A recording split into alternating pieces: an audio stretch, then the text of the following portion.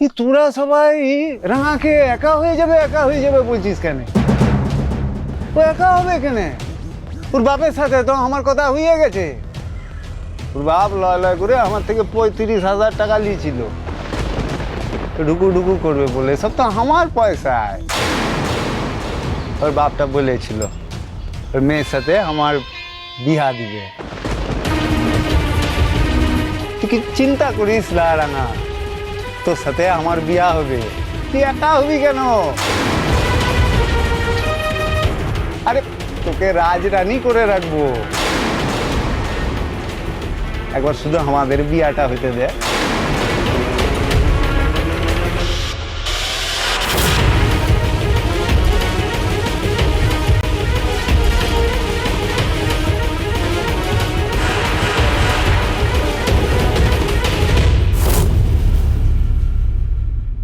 আপনি কে, কোথা থেকে হঠাৎ উদয় হলেন আমরা কেউ জানি না। আর রাঙার বাবা সত্যি টাকা নিয়েছে কিনা আমরা সেটাও জানি না। রূপলাল তো এখন নেই, কাজেই আপনি যা খুশি তাই বলবেন সেটা তো আমরা মেনে নেব না, তাই না? আমি তোমাদের বলছি, আমরা তো সবাই রূপলালকে চিনি জানি। আমি বলছি রূপলাল কারুর কাছ থেকে কোনো টাকা ধার করেনি, করলে আমি নিশ্চয়ই জানতাম। আমার বাপর নামে আর একটা মিথ্যা কথা কইলে আমি কিন্তু তোকে ছাইরে কথা বলবো না।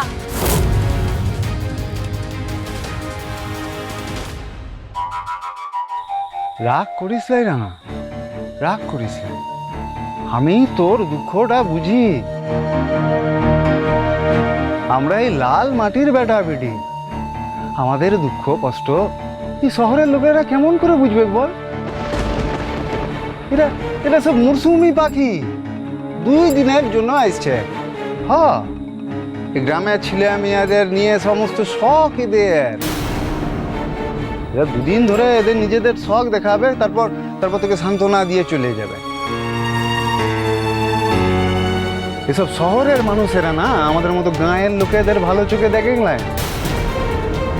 এরা স্বার্থপর।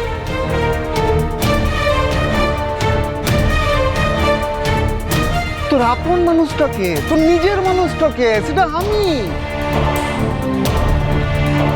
সেই জন্যই তোর বাপ আমার হাতটা ধরে বলেছিল যে আমার সাথেই তোর বিয়ে উঠে দেবে। বলেছিল আমার মাইয়াটাকে তুই রাজরানী করে রাখবি তো। আমি বললাম কেন রাখবো না, এই কুসুমদারির রাজাটা তো আমি আছি, আর আমার রানী তো রাঙামতি হবে। দেখুন,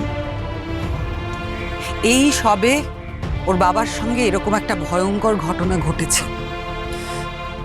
সেই শোকটা পর্যন্ত এই মেয়েটা কাটিয়ে উঠতে পারেনি এখনো। এই সব কথা বলার সময় নয়। আর তাছাড়া রাঙা বিয়ে করবে না। মিথ্যে কথা। চলো রাঙা ভিতরে চল।